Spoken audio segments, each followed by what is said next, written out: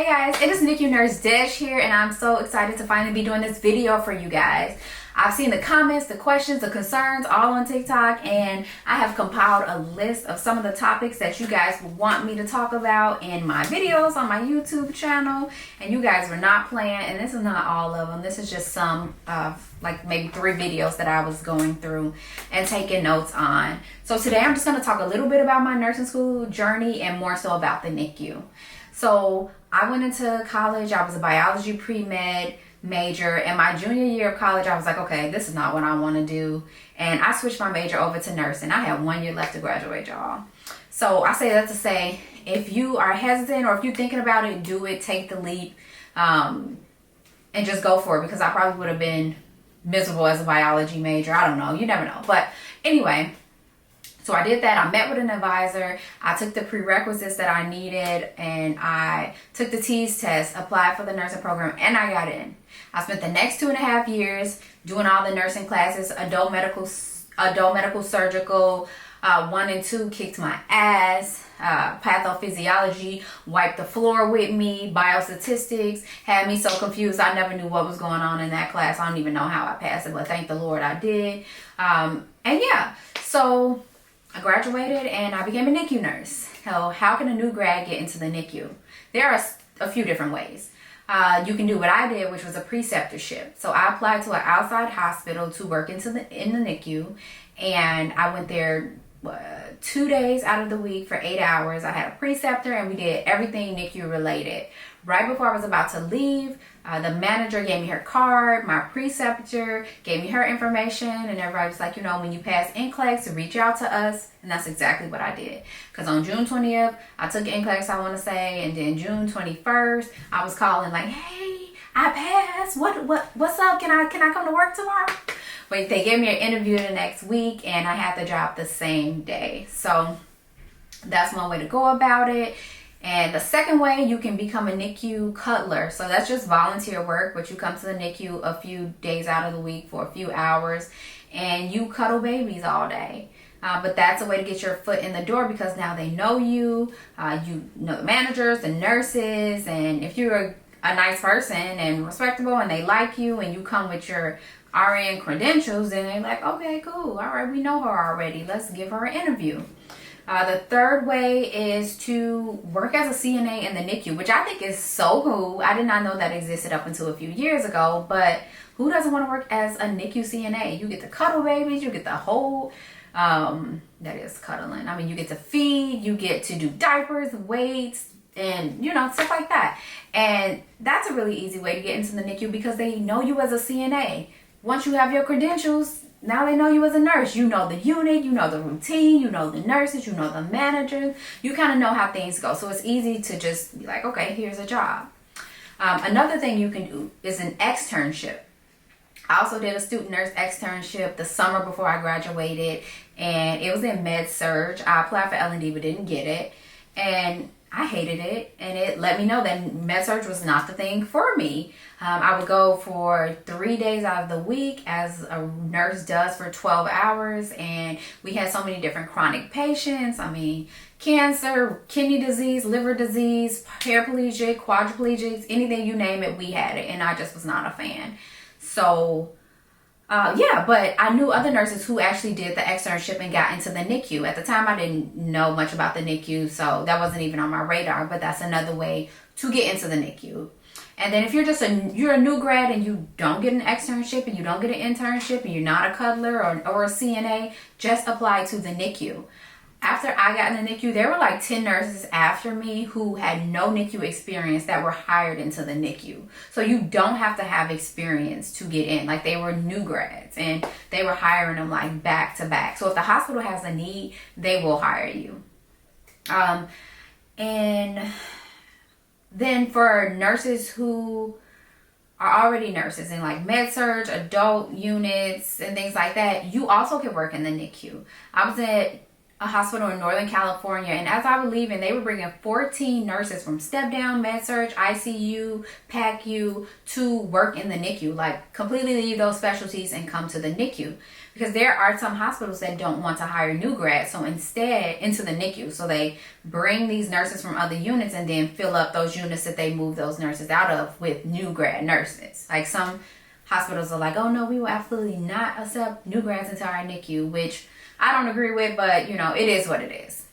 Whatever works. And then also hospitals will allow you to cross train. So although you are an ICU nurse, they'll give you so much time to cross train in the NICU. And then if you decide like, oh, I prefer the NICU better, then you can be like, peace out ICU, and go to the NICU. So it really just all depends on the hospital that you're working at. And I feel like the jobs are there, but you, one, cannot be super picky, and you, two, I don't know, you have to do the research. That's a big part of it, is the research, like finding these hospitals, because they're out there. There were so many externship programs being offered when I was applying for the student nurse externship, and there are NICU jobs everywhere, but you may just not be able to get into that level 4 that you wanted, or you may not be able to work at Stanford right off the bat, and you may have to go to a smaller hospital that nobody has heard about, but you still get the NICU experience if that's what you're still looking for, right? Right. So yes, that's my spiel on getting to the NICU as a new grad. Someone asked me, what are some qualities or characteristics that you would want in a NICU nurse or should have in a NICU nurse? And there are a few, and they kind of align with just nursing in general. Flexibility, because the NICU is an ever-changing unit. Like, it's always changing all the time. You may come in and have 6 babies on the unit, and by the time you go home the next day, there may be 10. You know, because babies are coming all the time. So you have to be flexible, because your schedule or your assignment may change. You just never know. Being patient. You have these parents who have never heard of a NICU or never seen a NICU, and they have this new baby, and they have to trust a complete stranger to take care of their baby. So now they're anxious and they're freaked out. So not only do you have to be patient, but you also have to have empathy. And I don't think I had empathy like I do now in the beginning, because I would be irritated. I'd be like, why are they acting like this, you know? And it wasn't until I started putting myself into their shoes and thinking like, well, if I had a NICU baby and I had to bring it to this nurse that I never heard of, then I probably feel the same way, you know? So that's that.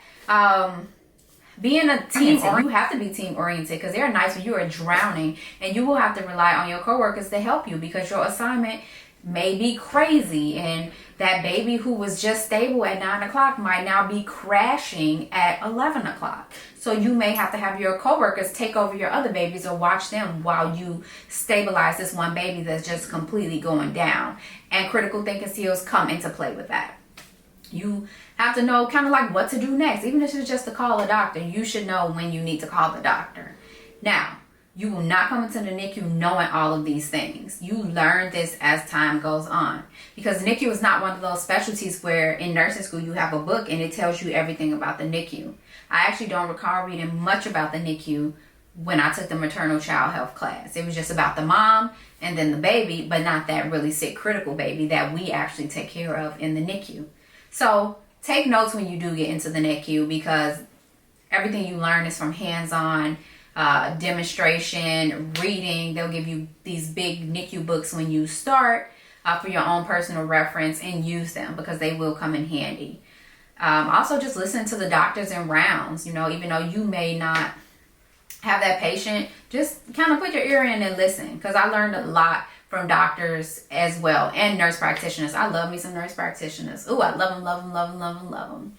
But yeah, so those are the qualities that I feel like a NICU nurse should have, and characteristics. And then finally, I'll talk about my personal experience, because someone asked me this as well. And let me just say, I love my job. I do not regret not going into med surg, which people will tell you all the time.